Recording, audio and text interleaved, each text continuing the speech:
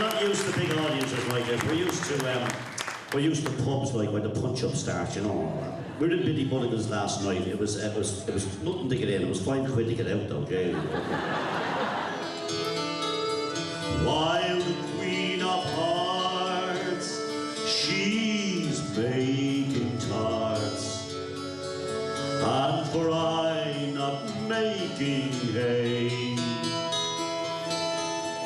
Oh, I love so much that by such and such it was happiness all thrown away. But I gave her gifts, all of the mine, and I bought her that secret sign. Known to the artists who have known the true worth of sound and stone, and words and dint I did not stint, but I gave her poems to say. With her own mane there and her own dark hair, like clouds o'er fields of May. Here we go! And the building says he loves her. All the boys are fighting for her. They're knocking at the door, they're ringing on the bell. Oh, my true love, fare you well. Out she comes as white as snow, rings on her fingers, bells on her bow. Oh, Johnny Morrissey said she'll die if she doesn't get the fella with her overnight. Here we go! Let the wind and the hail and the snow come by, she'll come rattling by and by. When she gets a land of her own, she won't tell a man when she comes home. Let them all come back, they will. Johnny Mooney, she loves Phil. Let them all come back, they may, for this Johnny Moon. La la la la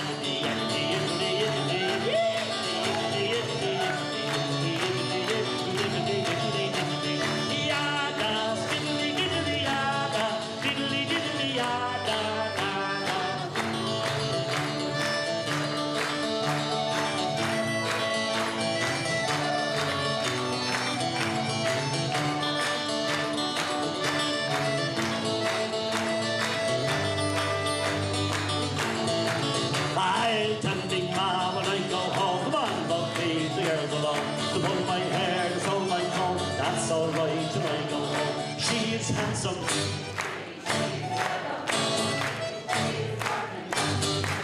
Ah, lovely now! Albert Dooley says he loves her. All the boys are fighting for her. They're knocking on the door, they're ringing on the bell. Oh, my true love, fare you well. Out she comes as white as snow, rings on her fingers, bells on her toe. Oh, Johnny Morrissey said she'll die if she doesn't get the fella with her overnight. Bop, diddly da da. You like God bless? Yeah! See you all again.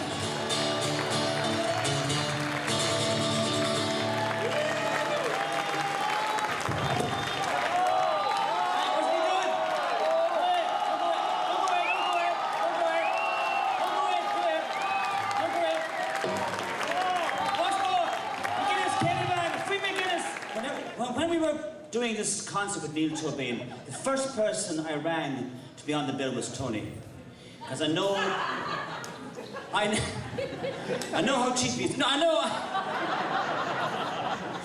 know how good he is. We've had him before at different concerts, and he always delivers. So we had to have him on the bill with Niall Toibin. And Tony, would you mind, because after Niall has finished. Or would you do something religious? Make a collection. Yeah. When Niall Toibin has left the building or whatever, will you play a few tunes at the end of the night? Yeah. And we'll leave the bar open, and Tony can wind the night down. I've just been down to meet Niall Toibin. He likes his cup of tea. Shut up, you. He's in great form. And he's been listening at the back of the hall, and he's raring to go. So Tony's going to finish the night afterwards. Yeah, okay, right. Okay, hang on. We'll now stop and have the interval, and the raffle will be taking place during the raffle. The raffle will be taking place during the interval, and all the prizes are fantastic. And the proceeds are going to HCPT. Thank you. Enjoy the interval.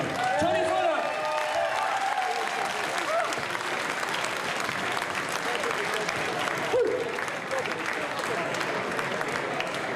I'm not going to take long in introducing our top of the bill, because you all know him in different guises. Star of stage, the Boston Boy, screen, Ryan's Daughter, Eat the Peach, Philadelphia Here I Come, the Irish RM, Ballykiss Angel, etc. He's Ireland's premier actor, character actor, and comedian. He wrote his autobiography a couple of years ago, and he titled it Smile and Be a Villain. It's a kind of nice title, kind of a posh title. I think he should have called it The Cute Cock-Whore. Okay, without further ado, it's a great pleasure to welcome him back to London, our friend, the cute cock-whore himself, Mr. Niall Toibin.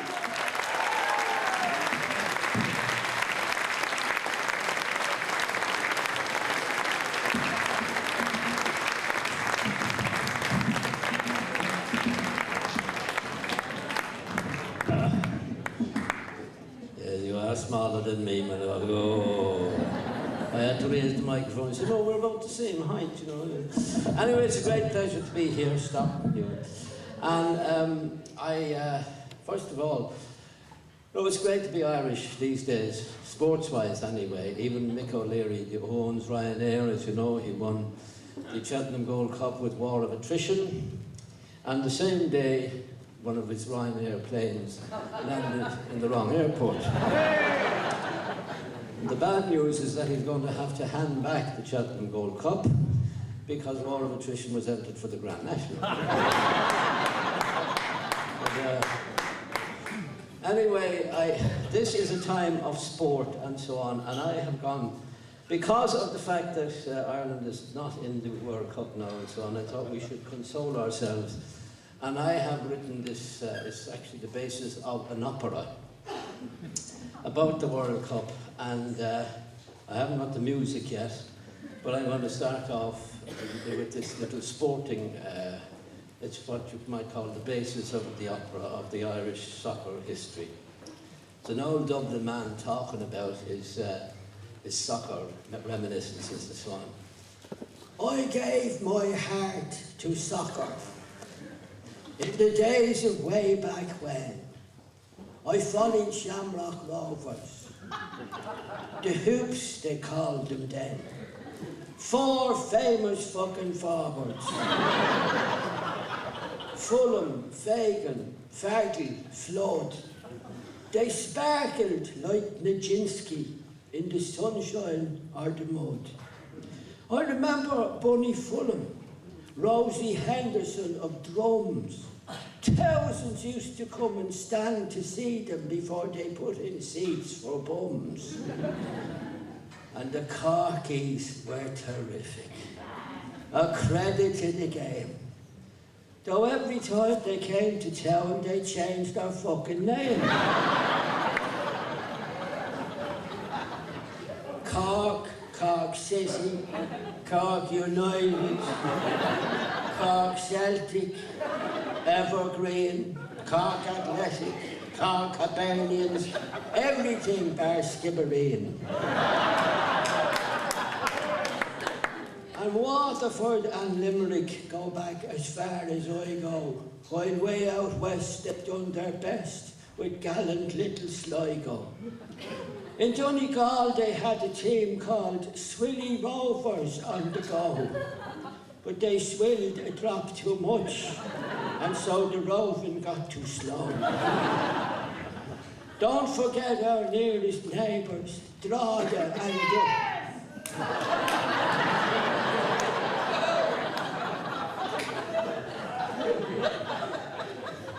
I'll say that again. come in on your fucking cue this time.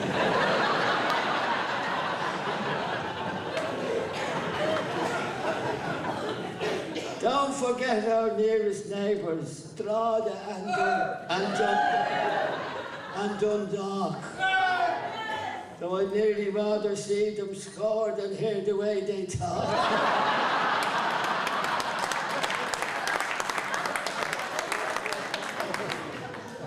Well, the war come on, and when at fast that they had signed the peace, they said aggressive tendencies must somehow be released. So let us not in future time set brother against brother. Let them play for a World Cup and kick the shit out of each other.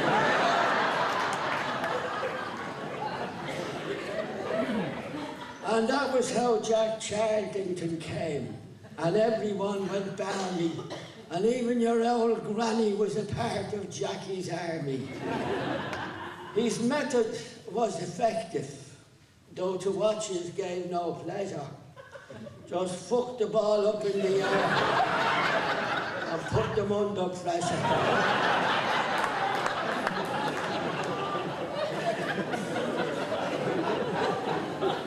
And then we had the civil war of verbal diarrhea.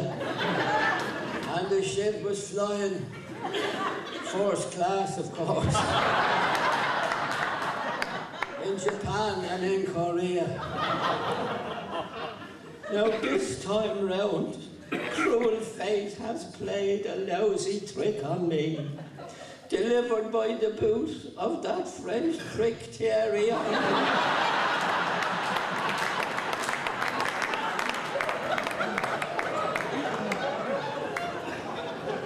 But hark, good news from Belfast of all unlikely sources. The Orange boys in green have overwhelmed Old England's forces, and a strange but yet familiar sound upon my ear is falling by a lonely prison wall.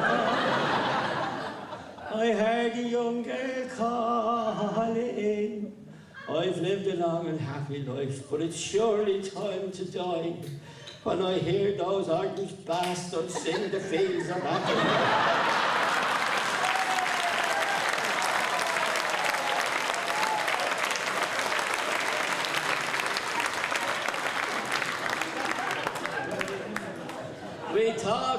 We thought that Robbie and Shay Given would be our World Cup bankers.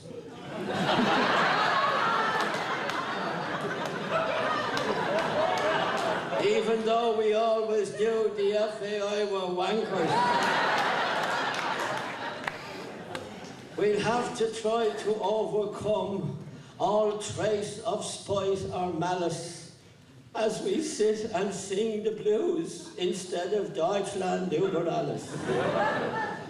There'll be Spicks and Dagos there, and Polacks and Mohammedans and Jews. We do not give a shit who wins as long as England loses.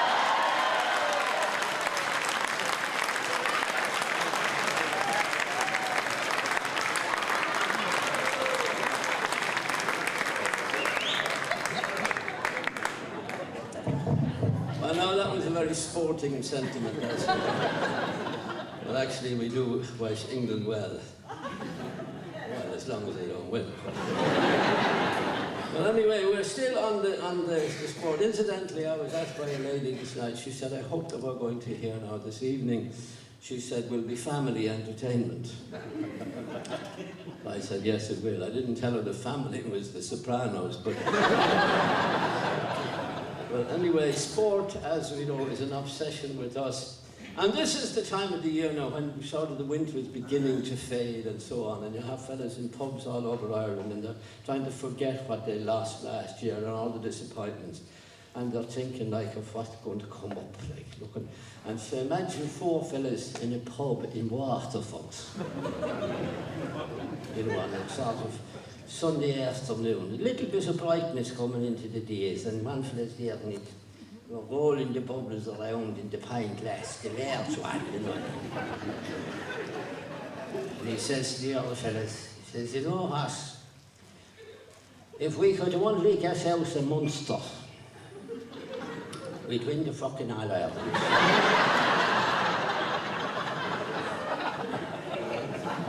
If they could only get out of the pub. But it's not confined to Waterford, it's all. In Dublin, for instance, there's one Ulf in Dublin, and every year around this time he starts off in my local pub, and it's the same old song every year. It's like, I believe the Meath crowd is at us already. He hates Meath. Well, of course, everybody hates Meath. That's what they're for, isn't it? I believe they're at it already. You know that fella, you know the baldy fella, the manager they had, he's supposed to be resigned. He isn't my arse resigned. He's still at the old tricks, you know. You know the fella I mean, the baldy fella, you know, that does be making all them potions and nettles and Bylan, yeah. He's well named. Bylan, nettles and all these herbs and drugs and everything. You know, that man, he has that thing drug demented there, lapping around the field like fucking kangaroos on ecstasy. And I suppose he has a point, you know, because, well, you know, that team, Meath team, does have a reputation for robust play, which is BAA speak for kicking the shit out of anything that moves. In fact, there was one player who had such a bad reputation that the local press came to his mother to see, you know, what his reputation for robust play and that was having on the family, and she said, oh God, it's terrible. It's terrible, it's very unfair, because he's a lovely lad and he's very good boy and he's very biddable. He was always a biddable child, so he was. And he's very kind to his father. He brings the porter up to him every Saturday morning when he does have the head, you know. And he's very kind to his sisters, he never baits them. And it's all jealousy, that's what it is, pure jealousy, because you see, his own teammates even do it at him, because, you know, they're not as good as he is, and it's just terrible, you know, he'd be out training there, his own teammates give him a belting and they lash him, and it's terrible, he comes in, he does the black and blue, and oh God, you know, I dread the day that he will come in that door. Come in that door with a broken leg. And the reporter said, well, if he does, it won't be his own.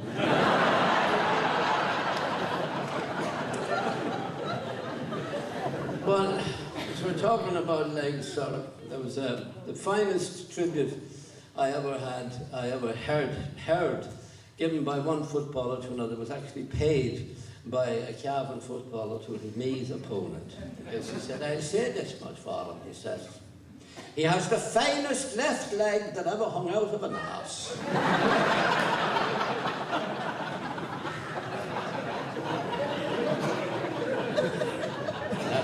That's poetry, you know. Well, in Cavan it is anyway.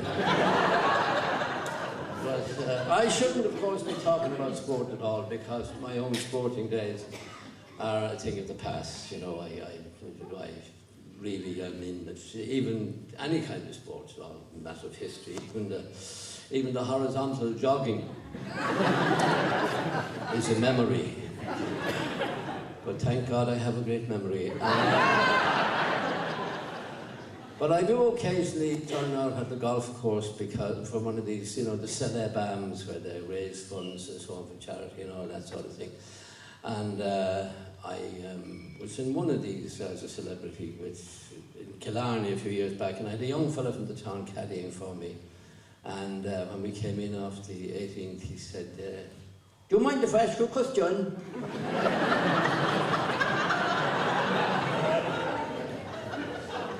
No, not at all. He said, tell me, are you a celebrity? I said, well, I suppose I am, yes. I think he is much, because you're no fucking golfer.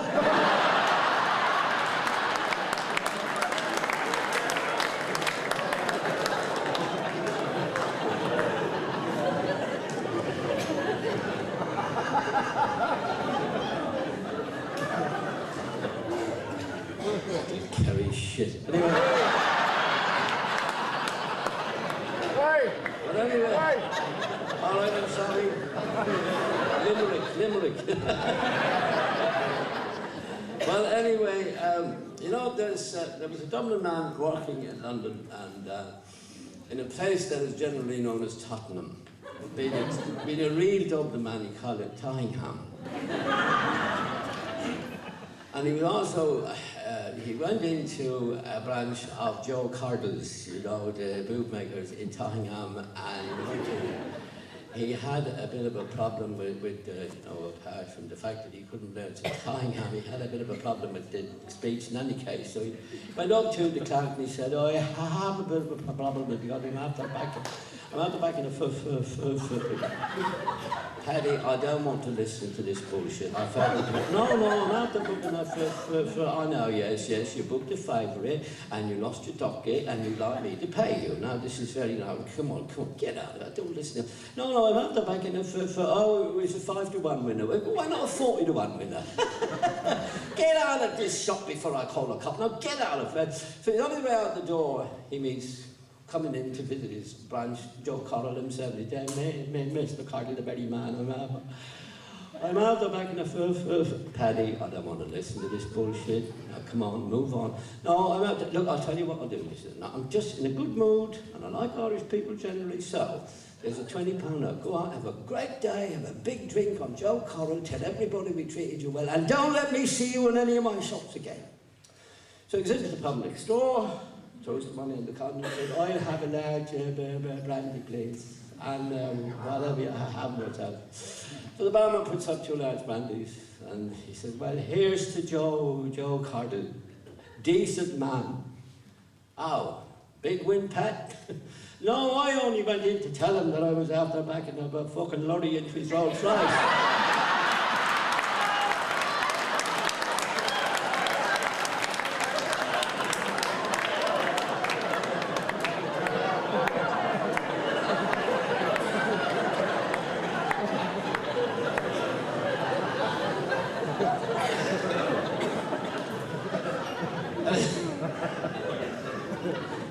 Some people, of course, go racing because for social reasons, you know.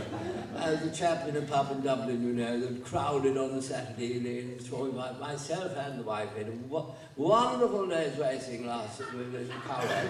Wonderful day's racing, and of course it's not a gambling thing with us, you know, it's social, you know. My wife particularly, she likes, well, you know what women are like, you know, they love the hats, the fashions and all that sort of thing. And of course it's nice, it's socially nice and friendly, you know, mix with people, nice people and that. And as fact like that, we had a lovely, lovely day's racing, and then we had dinner with Jim Bulger, the trainer. You what? You had dinner with the trainer? Yes, why? Well, did he give you a tip for a horse? He must have given you some information. Come on, he must have given you a tip. Come on, tell us. Oh, for heaven's sake, that's a tip. Look, that's not the kind of relationship. It's a social thing. I told you that. It's a social thing. Ah, for Jesus, come off. He said, you had a drink with a famous trainer, you bought dinner with him, and he didn't give you, come on, give us the name of the horse, come on. All right. I'm trying to remember it. My wife was going, I see she made it. Name one of the United States. Washington. No. California. No. Texas. No. Virginia. That's it. Yes. Virginia. What was the name of that horse?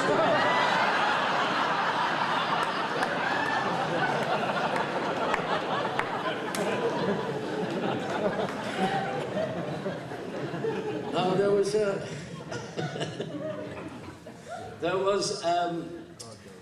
man, we won't stay on sport all night, but there was a man who played for one of the Cork soccer teams, of the many that I mentioned in the poem earlier, whether it was Celtic or Hibernians or one of them. His name was Dave Wigington, and he was English. And he played in a cup match against Shelbourne in Dalymount Park. This is many years ago. But there was one dog watching the match, and he was very annoyed and aggrieved at the fact that this fellow Wigington, this English fellow, was playing for the Cork team.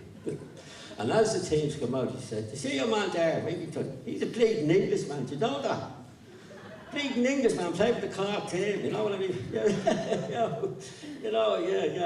They couldn't get 11 Cork men, you know what I mean? They have to have a bleeding Englishman, you know. I couldn't get 11 Cork men. If they searched Dublin, they'd get enough of the fuckers, wouldn't they?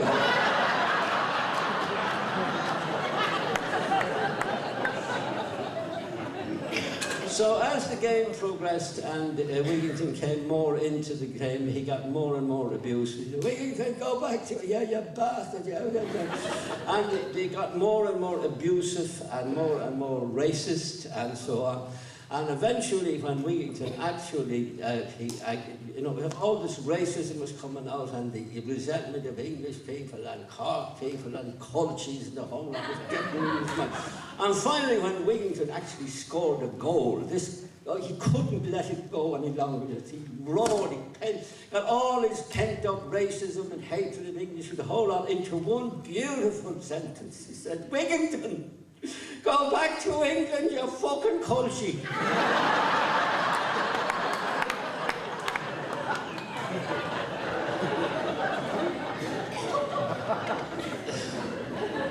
Now, there's a long-running dispute as to who would win the Battle of Wits between the cute Cork hole and the main Javan bastard. And this, of course, was actually settled over a golf game of all things. And the result of the golf doesn't matter, but they came off the 18th green, and the cameraman was making a beeline for the pavilion or the clubhouse. And the corporal said, "Come here, hold on a minute, what's your hurry? You never paid your caddy." "What? You never paid your caddy." I mean, listen, like we do this for fun, all right? These fellas are caddies, they have to get their money, that's how they live, you know, they're entitled to their few bob, you know. He said, "I know that, for God's sake, of course I was going to pay my caddy," he said. "They left me bloody wallet in the locker room, I was going in to get it." But he said, "If you're in such a hurry," he said, "why don't you fix up with the caddies, and I'll fix up with you later on."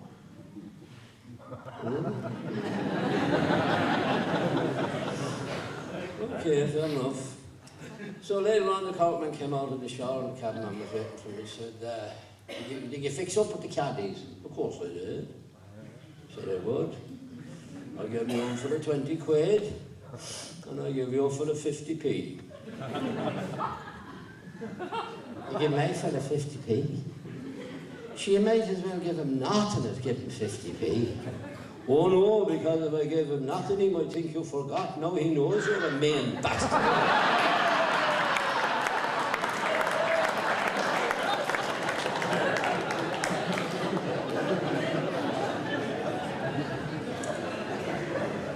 So anyway, we have, now one of the big changes, and as you all know, there is huge changes in Ireland, and I did my first one-man show 35 years ago, and at that time I used to use an introduction. I said, "Ireland is an island, 300 miles long and 150 miles thick." And it is inhabited by an admixture of races. You have Celts, Danes, Normans, Saxons, Anglo-Saxons, Huguenots, Palatines, French, Huguenots and all that, and a number of subspecies such as yellow bellies, goose milkers, heaven stranglers, stone throwers, cute Cork whores, and main Javan bastards. But now it's all changed, because I was surprised to find that on the Register of Employment in Ireland there were not 1, 10, 15, 20, but 167 different nationalities on the employment register in Ireland. So there you are, and it's a fascinating thing. You see, they're all there, and what puzzles me is that they'll all have to do their exams through Irish.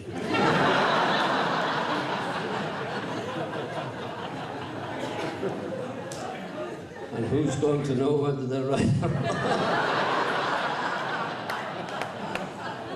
But of all those subspecies that I take, there would still be sticking out like a sore thumb among them all would be the Dublin man. Definitely, definitely. Because there's one outstanding characteristic of a true Dublin man, and that is indignation. As a Dublin man would rather be indignant than happy any day. For instance, in the old days, there was a man and he was cycling home down Pearse Street past the fire brigade station, cycling home for his dinner. And he was passing the fire brigade station and they were carrying out drill in the thing, you know, testing equipment and so on. And the fireman turned around and he switched the hose and he switched in the wrong direction, caught your man on the bike, knocked him off the bike, hit him in the chest, knocked him down, and there he was, you know, in the middle of the street, drenched to the skin, the bike in bloody smithereens. And he picked up the book and he looks over at the fireman and says, "Jace, you wouldn't do it to me if I was on fire."